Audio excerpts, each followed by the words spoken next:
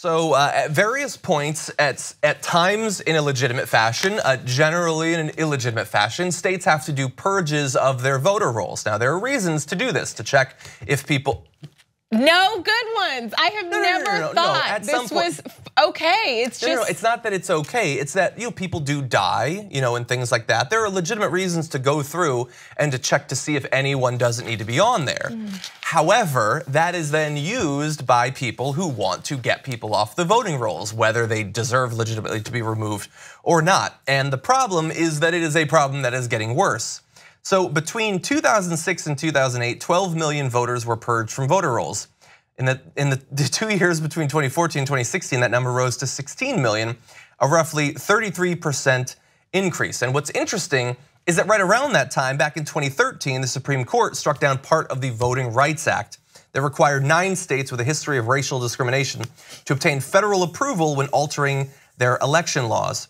And it turns out, though, that from 2012 to 2016, the states that had so-called pre-clearance jurisdictions where they needed to get authorization for this and no longer need to, outpaced those who did not have that. So these are the areas where historically the Supreme Court has believed that there is legitimate concerns that racial discrimination will be applied to these voter purges. Because, right, and so dumbing it down, not 100 years ago, like your president seems to think, but when black people were given the right to vote, there were some states who decided they were just not gonna abide by that. And those were the states where things like, oh, count how many jelly beans are in that and then we'll let you cast your ballot. So the feds come in and say, hey, it fun. You need to be watched. And those states have been fighting that, just like they fought the legality of the law that allowed black people to vote.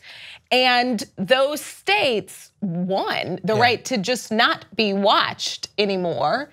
And miraculously, they are the states with a rise. See, you're making it seem as if this is a thing that continued for a long time, but I'm pretty sure that most of these states stopped doing that at some point in the future. You're right, luckily, you're right. At some point, hopefully, if we get a Supreme Court that actually cares about voting rights. But it's not just that the feds were like, these are states that have a possibility for racial discrimination. No, these were states that were absolutely doing it, and the leaders of the states were allowing it and telling people to do it. Yeah. So yeah, no, look, I want to focus on one state in particular. So in Georgia, 156 of the state's 159 counties reported an increase in removal rates after the Voting Rights Act was changed. In 2016, advocates sued Georgia for making voter registration harder. In 2017, the ACLU sued a Georgia county and the state's Secretary of State for its purge practices too. And the thing is that many people, based on name similarity or targeted purging of particular areas, because we've seen that, particular neighborhoods being purged at greater rates than neighboring neighborhoods that have different demographic characteristics, people can be removed from the voter rolls for completely illegitimate reasons. But luckily, and we're talking about millions of additional voters. Many of them did not actually merit being taken off. Those people might find that when they go to vote, it's suddenly much more difficult, or they can't at all.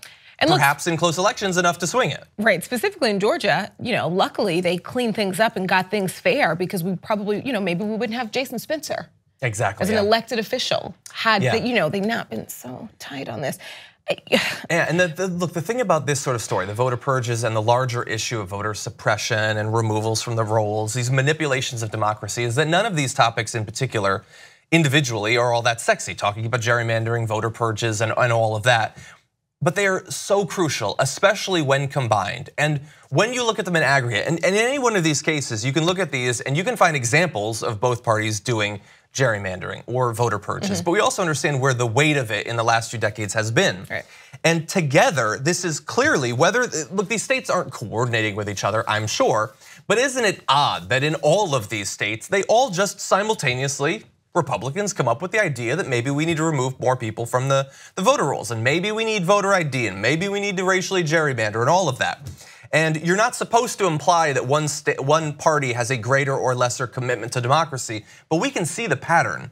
And especially as the racial and age and ideological demographics of America change, it is clear that the GOP sees its future as manipulating the numbers. They have no interest in actually putting forth a platform of issues to get people to vote for them. They see the way things are going, and they believe that the way to stay in power for as long as possible and eke out as many tax cuts as possible in that time is to manipulate the numbers in this way. And so we need to fight past our natural urge to say, it's kind of boring, voter purges, gerrymandering, what does that even mean?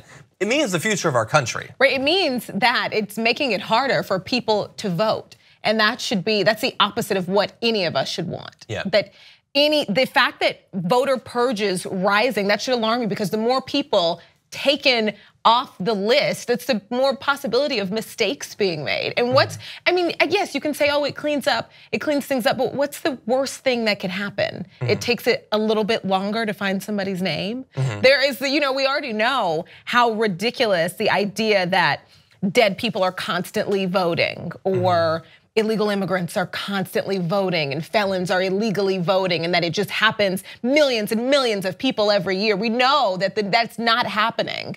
Yeah. But what is happening is mistakes happen, and people who have the right to vote, deserve the right to vote, registered to vote, are not finding out until they show up that they're no longer able to vote, and it's too late. Yeah, and the problem is that this argument from the right, this voter fraud is a big concern. Look, humans are flawed in some fundamental ways, and our ability to weigh various threats, we are terrible at it. We found out last week that the majority of Republican voters believe that MS-13 could be coming for their family individually. So just give up on this idea that humans actually can weigh various concerns. And the larger problem, though, is that we have one party who across the board is done with democracy. We don't really have a counter to that. I mean, yes, the Democratic Party will occasionally talk about, hey, it would be great if more people were involved in democracy, but we don't have a coordinated campaign to enshrine in law and in practice actual ability to vote, getting back these components of the Voting Rights Act that have been stripped away by the Supreme Court. All of that, having an election day, actually where you don't have to work your 2 to 3 jobs and you can go and actually vote. All of these things, public financing of campaigns, which makes it so that someone's access to money isn't what determines their ability to actually interact with American democracy. All of that. We have the attacks on the one side, and we have tepid defense, if anything, on the other side. Yeah, this should alarm everyone. Thank you so much for watching that video. Before you move on to the next, I just wanted to let you know I have a documentary series out. It's called True North, available on Go90, and now you can help get it nominated for a Streamy as a documentary series. The link is down below. Thank you so much.